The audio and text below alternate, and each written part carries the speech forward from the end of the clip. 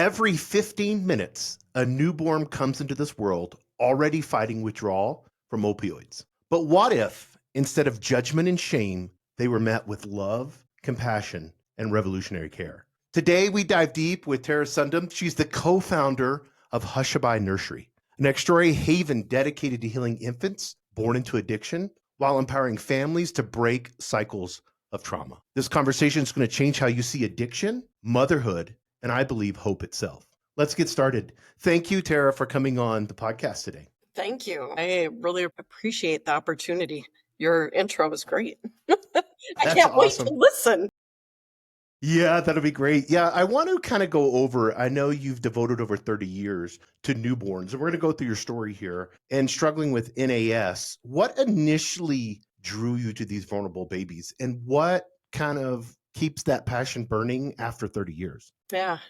Well, I initially, graduated college, I wanted to work with kids and ended up finding myself in the neonatal intensive care unit. Ended up going back after like 5-6 years, went and got my master's degree to be a nurse practitioner. And I loved caring for the babies that were the size of a dollar bill. I loved that adrenaline rush. I loved it. And in 2015, my boys needed me closer to home. And I was like, yeah, I'll take one for the team. I'm going to be bored off my butt, but I will go to the little hospital that's close to where we live. And that's where I'll work just because you need me there. Not just, but that's what I did.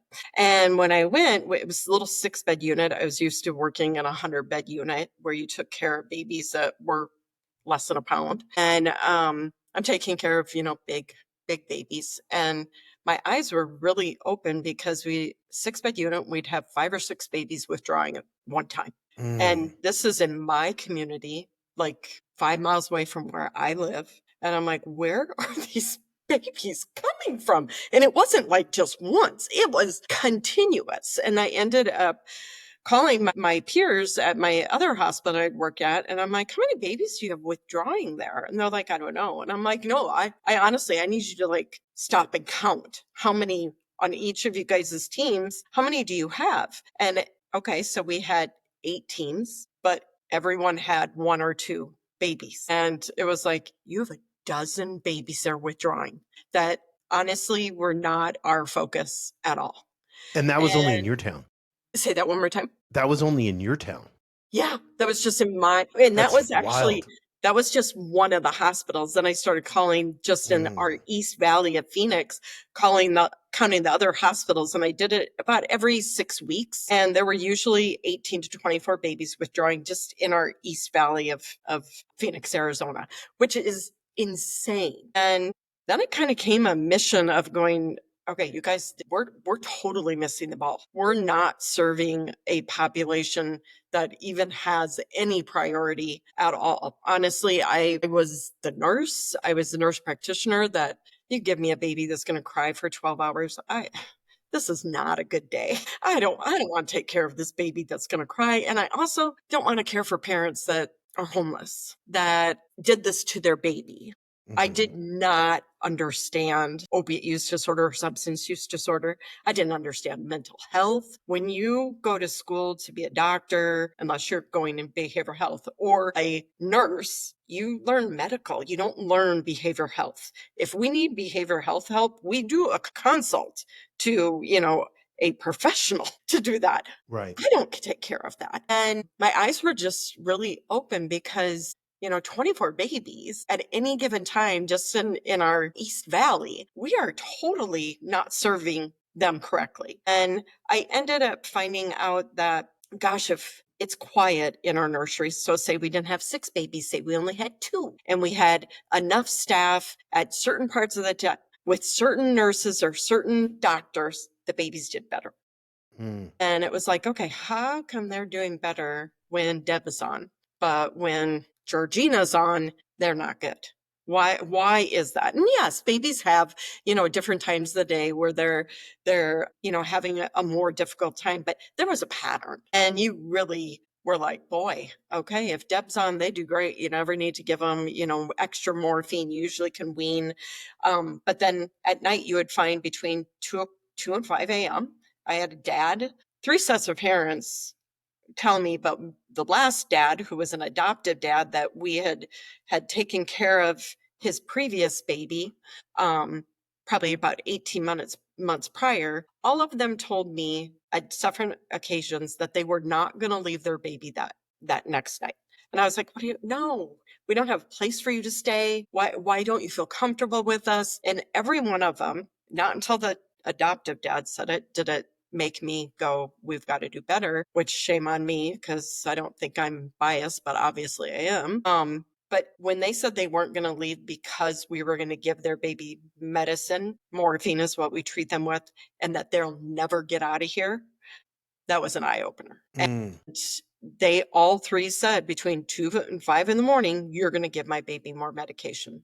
And I was like, no, we're not. Well, guess what? When you look back at the data, you went, gosh, by golly, we do. At 2:30, 3:40, 3:45, we are giving way more doses of medication, bumping up the amount. And just think, we're tired. I mean, kind of edgy on a night shift. You have these babies that are crying. You don't have enough staff because it's the night shift. It just wasn't a good environment. And gosh darn it, we could do better, and our babies deserve more. And that's where it all started. What is, I want to get kind of reframe this for everybody, and you're the perfect person to talk about this. What is NAS truly like through the eyes of a newborn? Help us feel what these babies experience, especially like you're talking there in those first critical weeks. Yeah. Oh, that's such a good question. Well, one mom dumbed down withdrawal to me as the worst flu and migraine times 100. So imagine when I have the flu, I want it to end as quick as possible.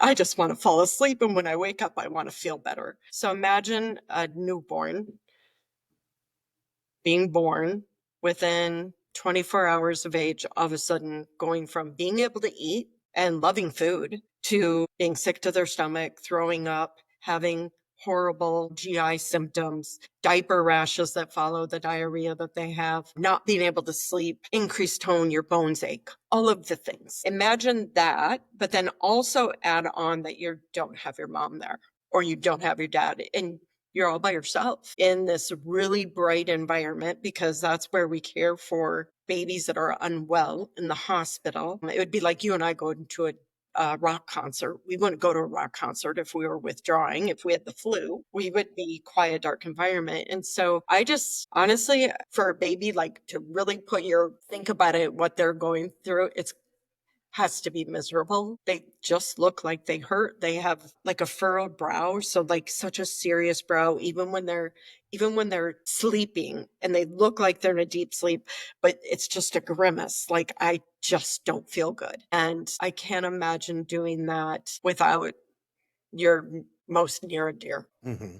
Yeah. I would, because when you think of withdrawals, we always think of adults withdrawing, and a lot of us may have had family members or something that we've seen or kind of are heard or watched, movies with that. But to think of it as like you come into this world withdrawing, and then you guys have to kind of like ease it off and play around with, to try to get that. How long does it take a baby before they're fully withdrawn? I mean, every baby is different. The national average of acute, like the really hard withdrawal across the nation, is about 22 days for them to get through. So imagine you have the flu or COVID for 22 days. All of us would think we were going to die if it yeah, was exactly. that long. At Hushabye, our quiet, dark environment with one-to-one caregivers, with everybody understanding that, guess what? Moms are the best medicine. And so we have to make them feel comfortable, to trust us, and to feel safe, to be able to be there to parent their baby. But we do it in 8 days. We get through that, Holy get them smokes. through that really hard withdrawal for 8 days.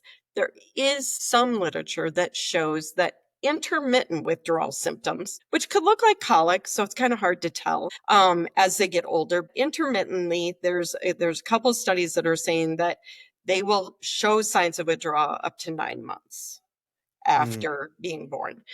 Talking with families, we know that these babies are really hypersensitive from the get-go. And so you kind of just go, is that withdrawal, or is that this baby's personality that they can't handle like tons going on? But if we can make the acute even 1 day shorter, I know that I would like my flu to be one day shorter. We should. What do you think is there? I know culturally there would be, and the environment also would be damaging, if the parents aren't getting help.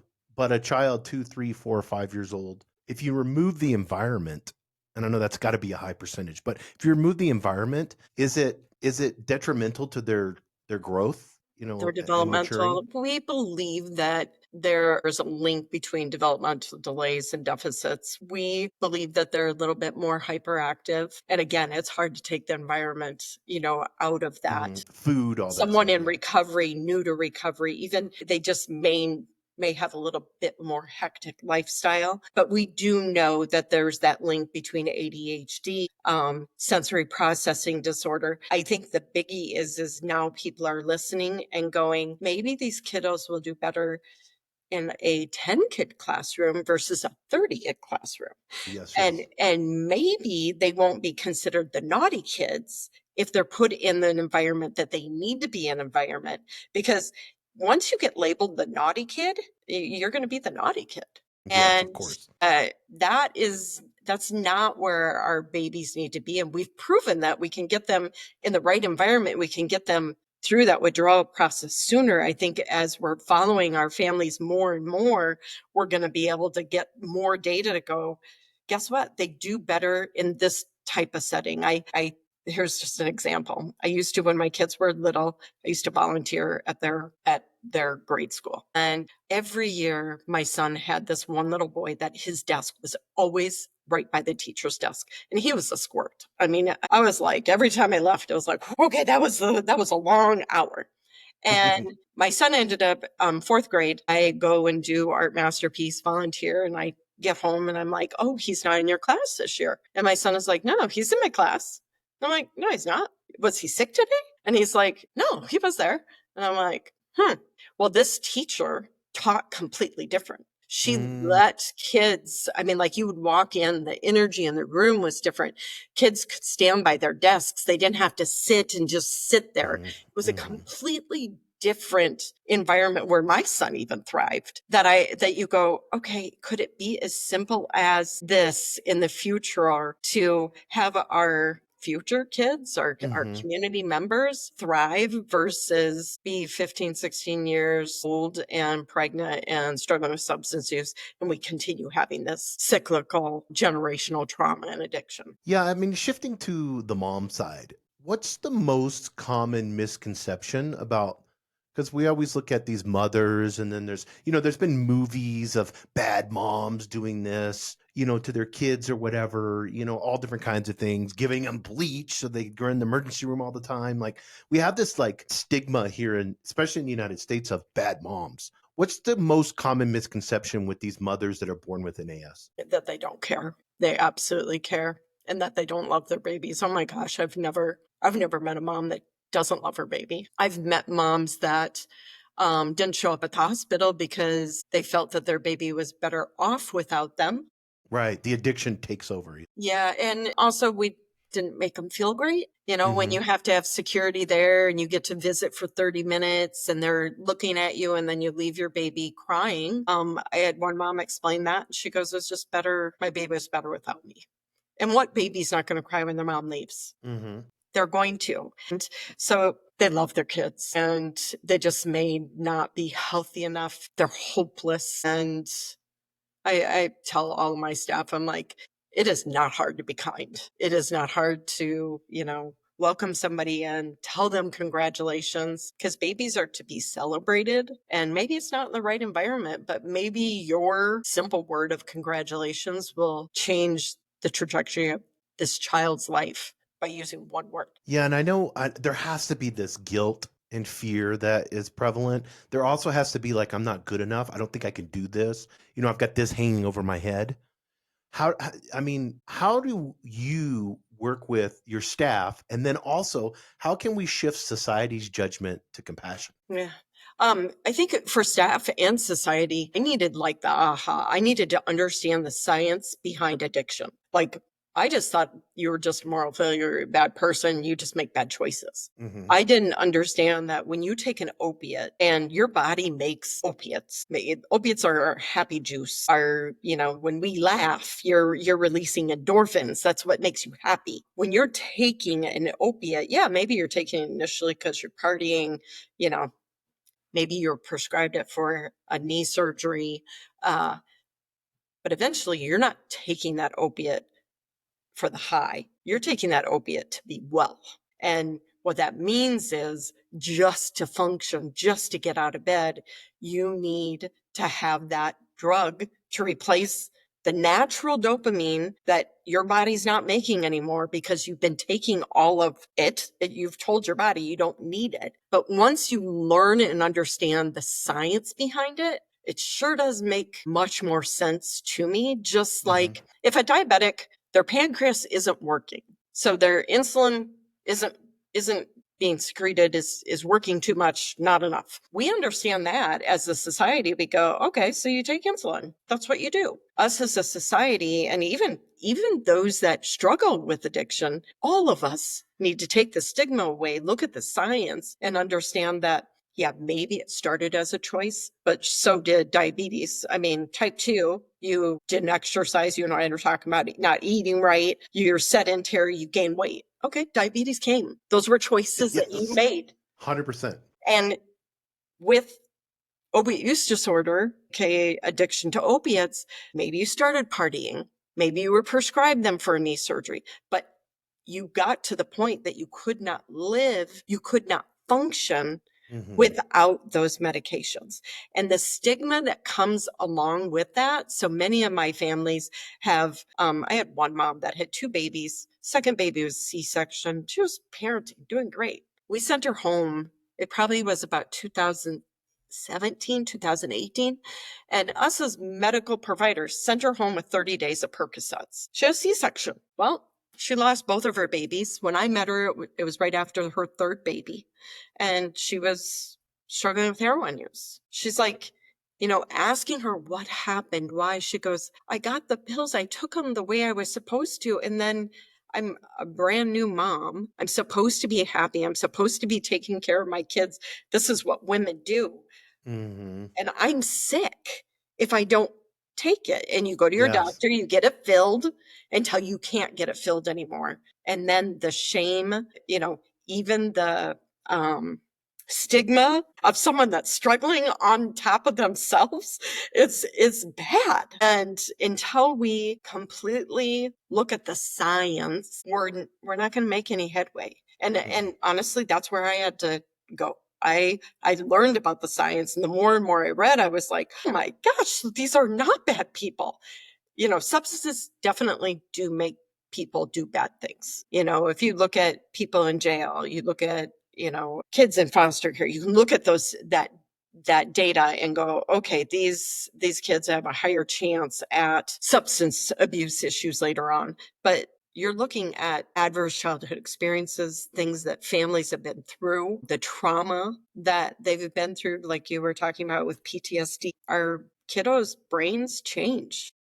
And that trauma that they go through, and if that's trauma because their mom's struggling with substance use, or because they didn't have food on the table, or their parents were in jail, that's what we're doing wrong in society, is not recognizing that our kids just need us a little bit more. They need stability. And then Yeah, they grow. that's amazing. I want to get into you creating Hushabye Nursery, and kind of we'll shift over to the nursery side of things. Was there a moment, a baby or a family or anything? What convinced you to create Hushabye Nursery? Back to that little neonatal intensive care unit, I had a mom that struggling with heroin use. Now, most of the time we only see fentanyl. Very rarely do we see heroin. But back then it was IV injecting heroin. And this mom came in and her baby had had a really hard night. Finally got him to sleep. And she walks in, and tiny little room with six spaces for babies. And when you come in the neonatal intensive care unit, you have to go and wash your hands. So mom's washing her hands. She's looking at her baby and she's smiling. She does not look like she's under the influence. She looks well at the time. being completely appropriate. And the nurse looks at her and points her finger and says, "Don't touch your baby." And I like watched it happen.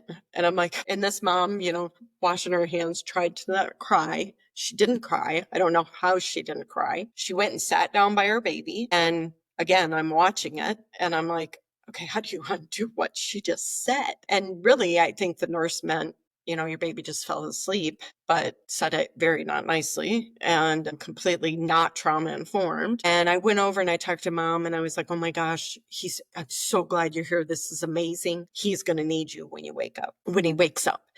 And she sat there. I mean, didn't say anything. She just was like, okay.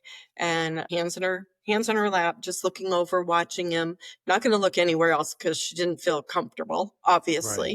Right. And about 30 minutes later, went back over, baby's sleeping. He hadn't slept for that long all night and he's still sleeping. And I'm like, he must know you're here, Mom. Thank you so much for staying. He needs you when he wakes up. He's absolutely going to need you.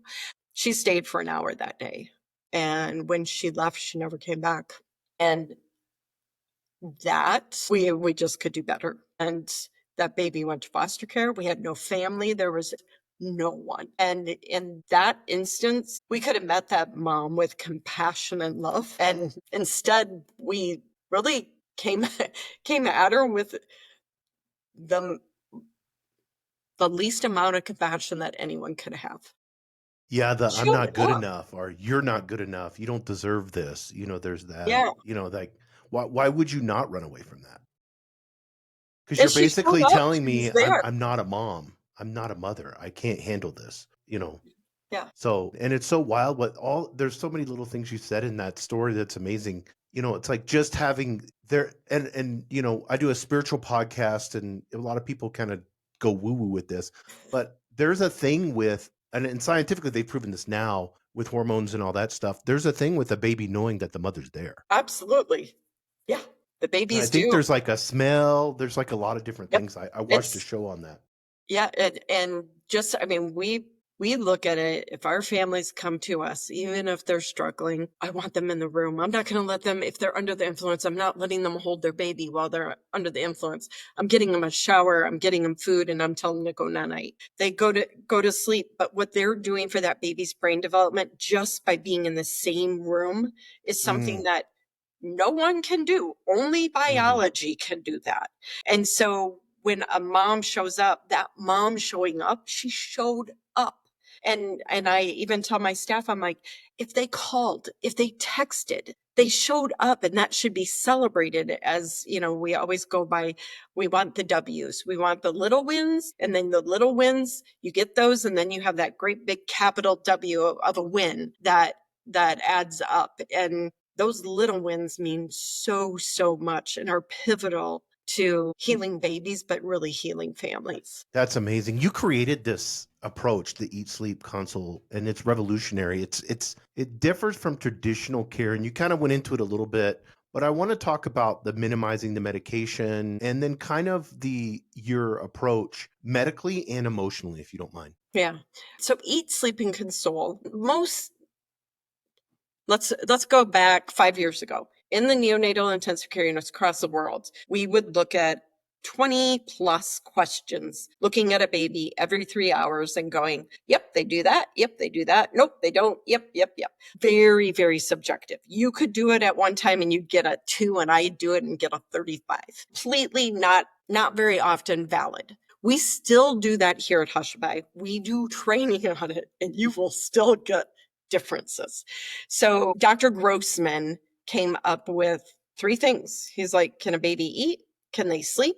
And can they be consoled? If they can do those 3 things, they're probably doing okay as far as not needing to give medication. Now, for them to eat, sleep, and be consoled, sometimes that means they get held 24/7 in a quiet, dark environment that is not in the neonatal intensive care unit and is also with the family. That is what we ended up implementing to be able to have that decrease in length of stay from 22 days to 8. When we look at the amount of medication that we have to give in the hospital, in the NICU, say 5 years ago, 95, probably 98% of our babies were getting morphine every 3 hours. They come in the NICU, they're withdrawing. That's what we gave. With Eat, Sleep, and Console, with people being a little open to, going, okay, maybe the NICU that was developed for babies that are the size of a dollar bill and for babies that have heart and breathing issues, maybe that isn't the right environment for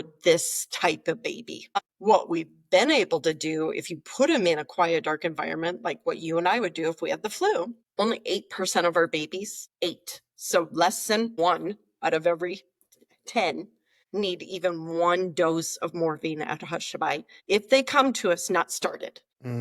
That's crazy. It is crazy. And I never would have thought it. Do babies that are exposed to fentanyl now withdraw different than what they used to with heroin? Yeah, maybe. It's really hard to be able to take the variables out, but less than 1 in 10, if they come to us before being started on morphine, even need 1 dose. And I would give babies dose upon dose upon dose. Some studies now are showing that there might be a link to developmental delays and deficits to that morphine that we're prescribing afterwards. And that is a little frightening to me. Yeah, 100%. But I mean, that's our society. We just, if there's a problem, here's a prescription. Yeah. So we have a problem baby. So, and I couldn't even imagine that. I don't have the patience like you guys do, but I mean, if you have a problem baby, let's give it drugs. Then it won't be a problem anymore for 3 hours or 2 hours, whatever. Yeah. And honestly, in the neonatal intensive care unit, when a baby cries, that's a good thing. That means they have enough energy. They're feeling well enough to cry. So that in the NICU is a good thing, even though, of course, we don't want them to cry, but they are not our emergency that we need to go to. It's the baby that is not crying, that isn't responsive when I poke them with a needle. Those are the babies that we're really worried about, because those are the ones that are maybe not going to be with us for very long. You said something about family, and I know you champion this family-centered model.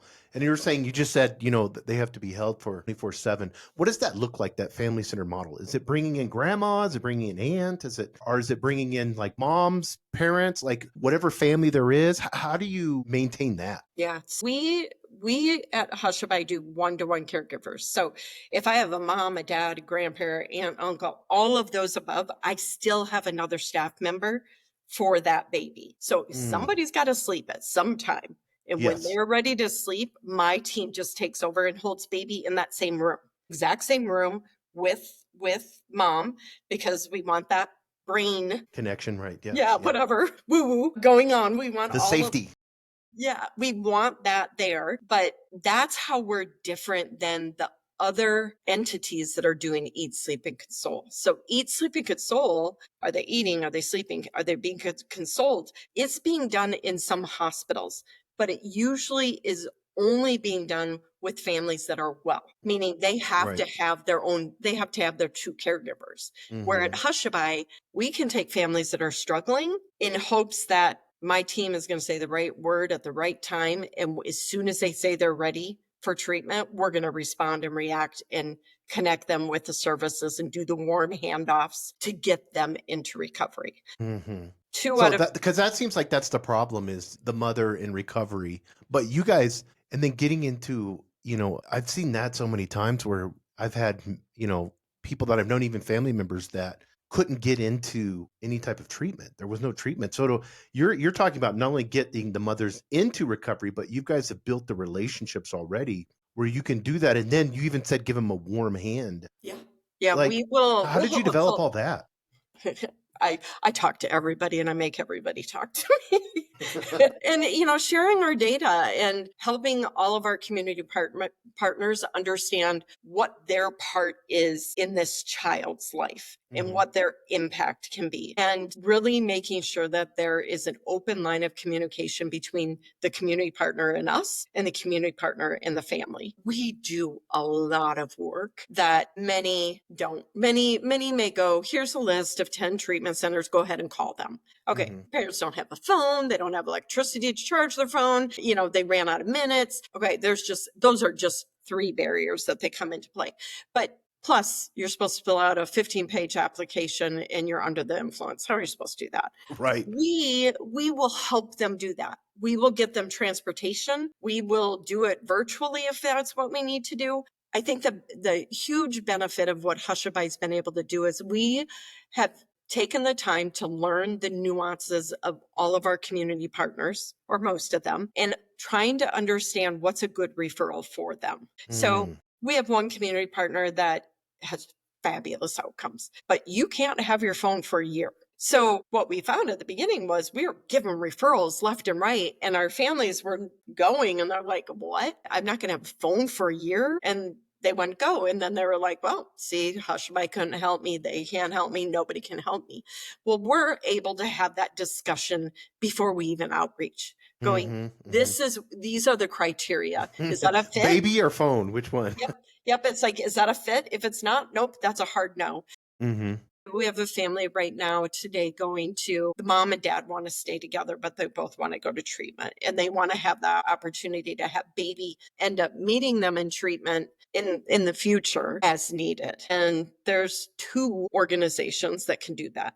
Two organizations that have seen our families thrive and families become unified and succeed. And so having that relationship with them, helping them see the outcomes, it's all about communication, but it also is doing a little bit more than what the average organization would do.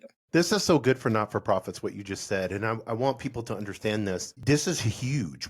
And we're going to veer off just real quick. NGOs and not-for-profits, you're giving them a win. And your reputation is saying that we have wins. And here's how we're different in here. When somebody gives me a win, I have a way better relationship with them, because that's what you want. You want your statistics. I mean, most NGOs are starving for money.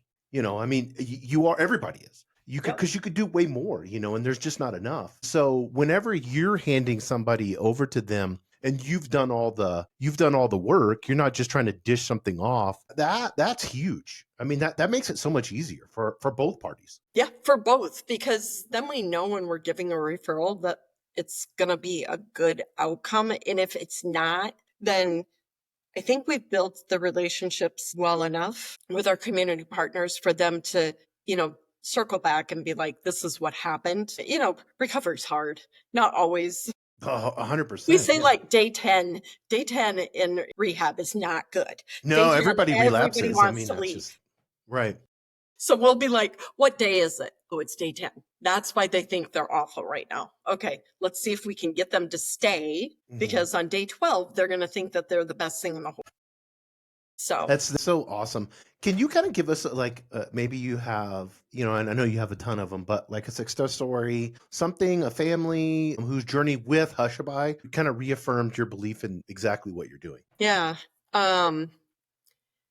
We last year in Q2, so June, we'd look at our data, and our average length of stay had bumped up by like 1.5 days. And we're like, what in the world is going on? And I mean, it doesn't seem like that much, but it was like, okay, that we don't want that. What is happening? And we as a team were like, you know what? I think we need to get everybody on the same page, because we had a lot of people coming from different environments, people finding us on Craigslist and applying for jobs. So a lot of people didn't understand the history behind it. Why did it happen? Then heard the story of the nurse pointing and hadn't heard those things. And so I ended up implementing with every new hire. I meet with everybody for just an hour within their first 60 days to make sure we're all on the same page. And fast forward in January, we had a mom that came in that prior to all of this and doing a lot of education, I don't know that this would have happened.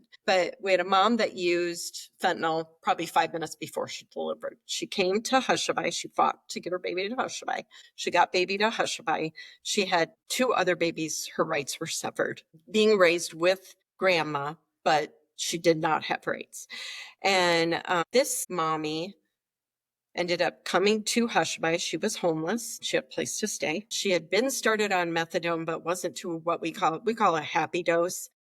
not a dose that you're high, but it's the dose where you go, oh my gosh, the fog is lifted. I finally feel better. My family's always tell me I feel normal. She's never been to that dose. And so we're working with her clinic, talking with the providers, having our counselors talk with mom and the providers so she feels comfortable, and helping them understand her use and when it wears off and when it doesn't and when it doesn't work. And even fast forward more, her baby's with us, and this mom was talking with other moms, finding out that they could breastfeed. And she was like, well, how do I get to breastfeed? And we're like, well, you can't have an abnormal drug screen. You have to have a normal drug screen, means we have to get you well. And she's like, but I'm not using anymore. And we're like, okay, but we, not saying we didn't believe her, but the likelihood of being able to go from homeless to using 5 minutes before you deliver to not using like after 48 hours at Hushabye is kind of a surprise to us.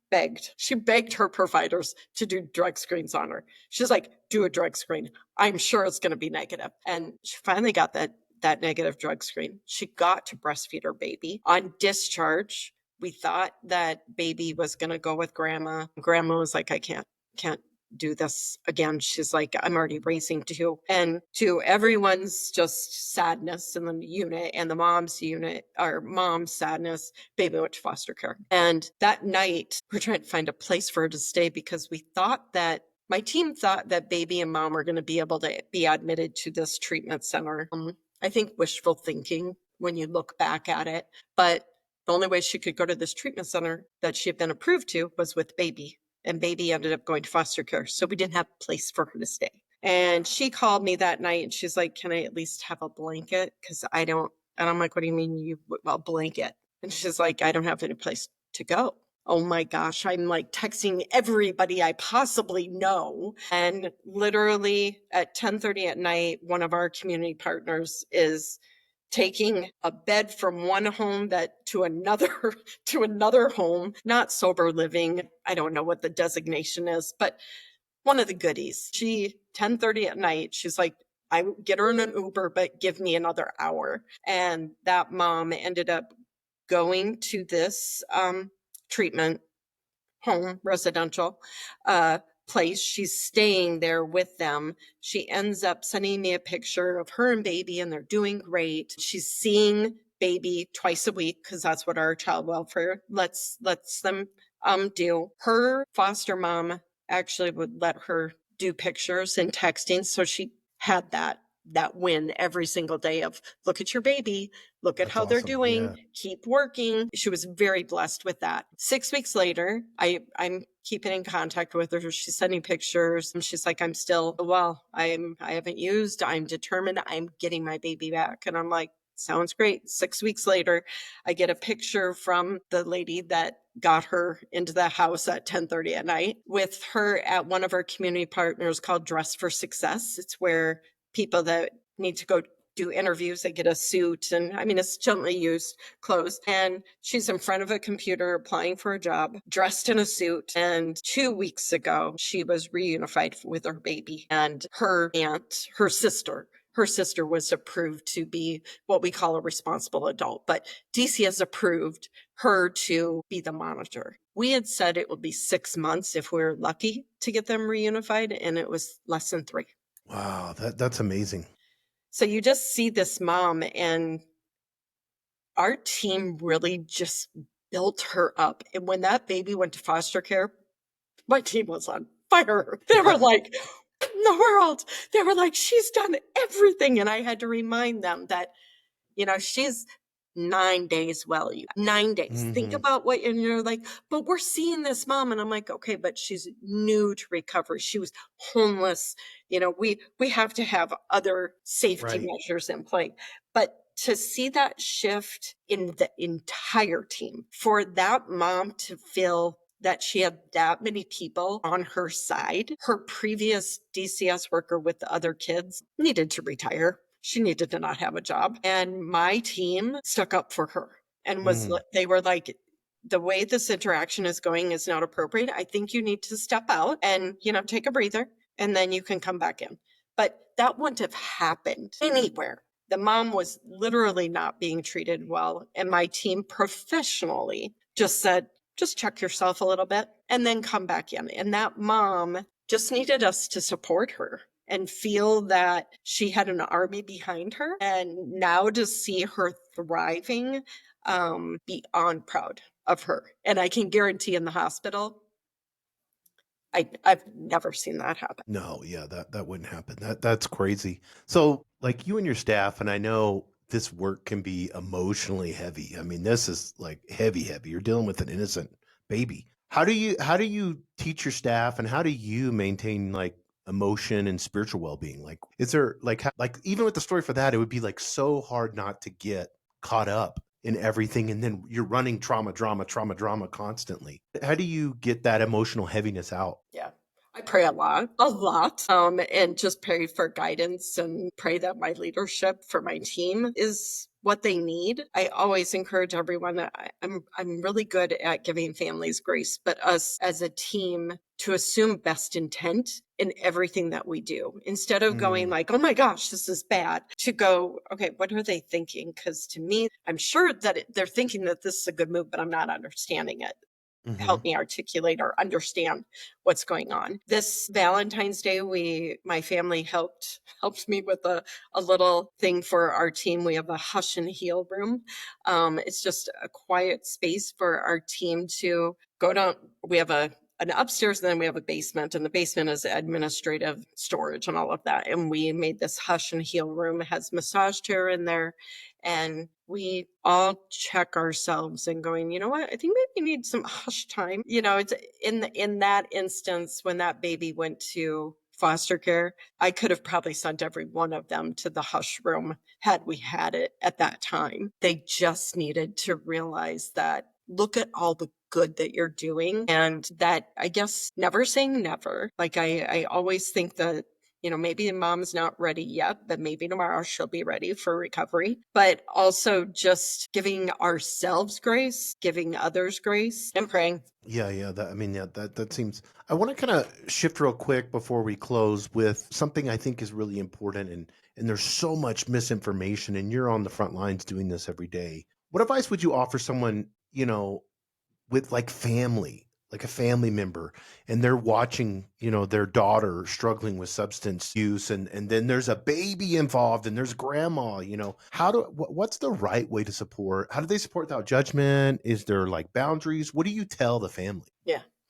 I think that every family's different in the matter of I've met so many that, you have to do tough love. I thankfully have never been in that situation that I've had to do that. But I see families get torn apart by substance use. And you see families that you can say they enable and, love them too hard, whatever. For families that have someone struggling right now, I think everyone needs to understand that they can't do it for them. Mm. They have to be ready, but not always do you have to do it for them. Meaning it's okay to set that boundary and be like, you know what? You're dangerous when you're under the influence.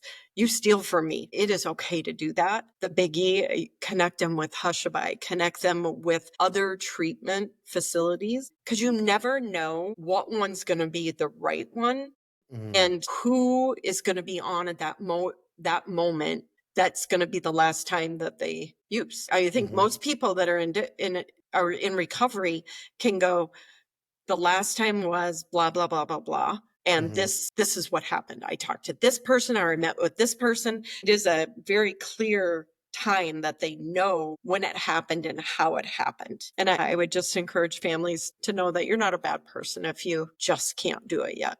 Now, if you have a grandbaby coming into the world, or an aunt, you're going to be an auntie, please consider stepping up. You can reach out to us, look at our website. We've got tons of education on there on how to care for a baby that's born substance exposed. But babies do better with their families. We do have to look at what the world's going to look like in 15, 20 years. And babies going to foster care, being taken from their families, is not good for brain development. It's not good for generational trauma and addiction.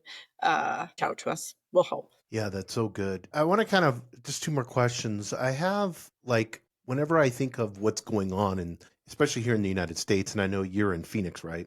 In Arizona, if you could change one policy overnight that would serve the babies and the families, what do you think it would be? For us right now, that would me selfishly, but if you have a pregnant or parenting family that's struggling with substance use, so you know that, the policy that I would like to see and supported would be that it's an automatic referral to Hushabye or to an organization that does similar work, meaning that there's a care pathway, like you would do a care pathway for someone with insulin, with diabetes. You get insulin and then you go see a dietitian.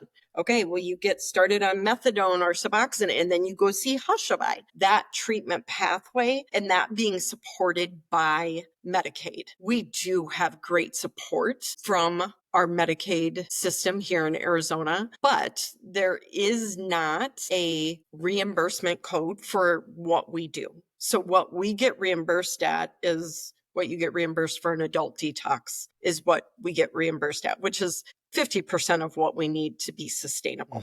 And I know we're doing something that's never been done, but that policy change needs to come from high up from, the feds and come down. But if we could change just the fact of we're all going to agree that if there's a family that is pregnant and parenting with substance use, we're going to get them help. And this is what the treatment pathway looks like. And we're not going to veer from the treatment pathway unless that it's the best in the family's interest. What's best for the entity, for the entity's piggy bank. That makes sense. Yeah. So last question. I want you to think about this hard. What's your wildest, most beautiful dream for Hushabye Nursery's future? And how can our listeners help make it real? I think my wildest dream would be we're connected with a family, and I know that family is going to have their baby at Hushabye. I would like that. What that will mean, another part of the dream is that we'll expand. Because if we would work with all of our babies that we've cared for their moms prenatally, we'd be at greater than 100% capacity very, very quickly. So that would be my wildest The wish. biggest dream, wildest wish is so they would be having the babies there at Hushabye Nursery. They would deliver at the hospital, but then if their baby is a candidate, they would transfer to Hushabye. A lot of times what happens right now is just stigma and hospitals feeling that they do the exact same work that we do. Not necessarily is the mom's and dad's wish to transfer their baby to Hushabye honored. And if they're busy, we get the babies. But if they're not, the narrative to families a lot of times changes. And yeah. How can listeners help you guys? Is it easy to give on the website? And of course, we'll have all the links and everything in there. But what's the easiest way for us to be able to help you guys? Yeah, I think easiest, share this podcast. My goodness, share it. Follow us on social media. We're hushabye.nursery. And then our website, www.hushabyenursery.org. You can always give. I would love you to give. We are a nonprofit. Over half of our budget is us fundraising. But I think the biggest is sharing, and anything that you learned today, share it and know that there is hope out there. And babies heal. Yeah, it's so cool. And they're innocent. So they're born into this. And then you guys are healing. That's the beautiful part. And this is an amazing story. And it's such a meaningful, I mean, you have to, even though it's super stressful and emotionally crazy, you have to know, this is what you're doing and this is impacting the world and helping people. So, you have Tara, you have an amazing mission, and that mission is changing lives, and it's awesome, especially something that's innocent like a baby. It's Exactly. helpless. There's nothing that it can do. You can't say, hey, have some self-responsibility. There's exactly. And you're helping the most innocent, and that's what's so cool. So I encourage everybody to like your social media, share this podcast, and also give, and we'll have all the links in the website. Thanks again, Tara. Thank you for being on the podcast today. Thank you. Let me have you hold on one second.